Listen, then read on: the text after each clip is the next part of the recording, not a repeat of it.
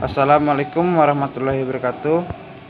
Saya Randa Pranata, NIM 1930 702089, kelas Ilpol C, mata kuliah Sosiologi Politik, akan memaparkan materi mengenai pengertian sosiologi politik, ruang lingkup sosiologi politik, dan partisipasi politik, dan analisis tentang ujian tengah semester saya.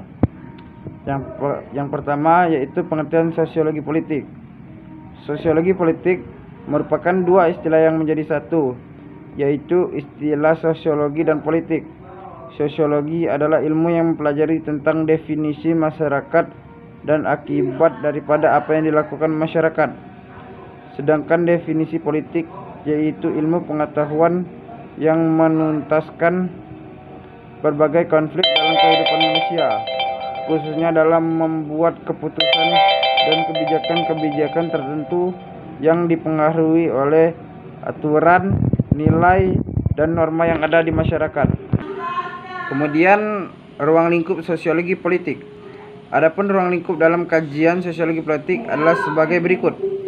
Sosiologi politik sebagai studi tentang negara. Kajian dalam sosiologi politik yang pertama adalah spesifikasi dalam negara, khususnya dalam tanggapan masyarakat yang ada di dalamnya, serta kebijakan yang mesti diambil untuk kelangsungan dan kesejahteraan masyarakat. Dalam hal ini, contoh yang bisa dilakukan adalah kebijakan program Indonesia Pintar atau program Indonesia Sehat yang dilakukan dalam upaya menyambut bonus demografi di Indonesia. Kebijakan ini diambil oleh negara berdasarkan pada kajian sosiologi politik. Konsep sosiologi politik. Sosialisasi dalam sosiologi politik sangatlah penting dilakukan bagi siapapun yang ingin memperoleh kekuasaan. Partai politik. Konsep kedua ini berhubungan dengan partai politik dalam memberikan pengajaran dan memberikan wawasan pada masyarakat. Kemudian pengrekrutan politik.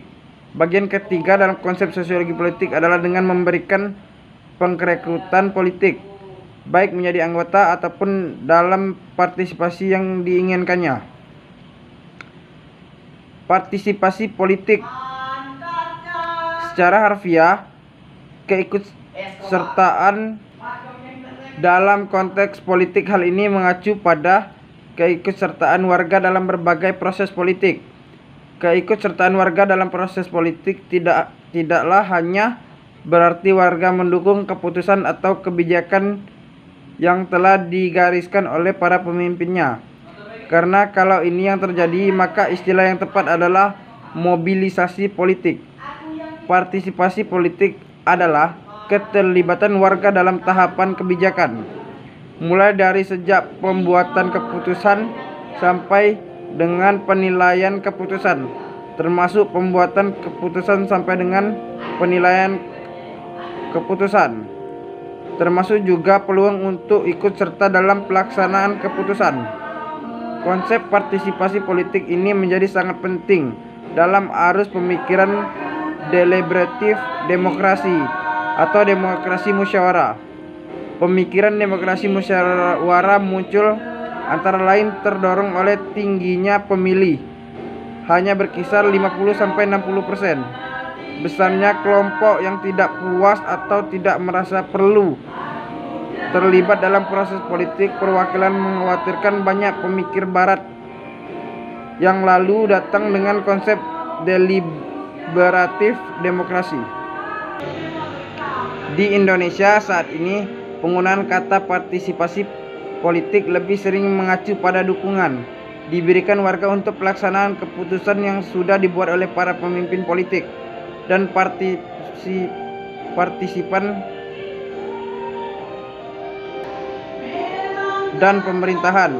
Misalnya ungkapan pemimpin, "Saya harapkan partisipasi masyarakat untuk menghemat BBM dengan membatasi penggunaan listrik di rumah masing-masing."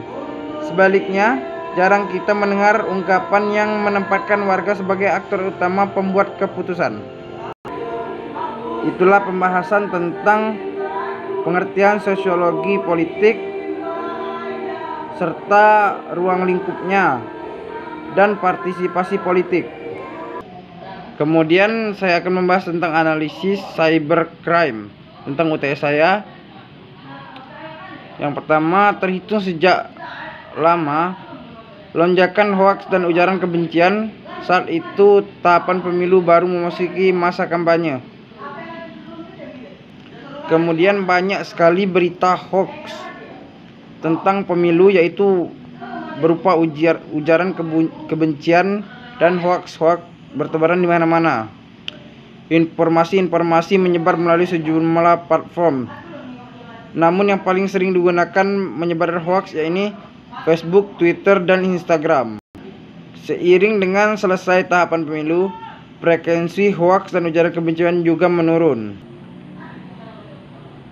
Polisi di Sumatera Selatan sudah melakukan banyak upaya untuk mencegah penyebaran hoaks dan ujaran kebencian selama pemilu 2019. Mungkin itu saja yang dapat saya sampaikan untuk UAS Sosiologi Politik kali ini.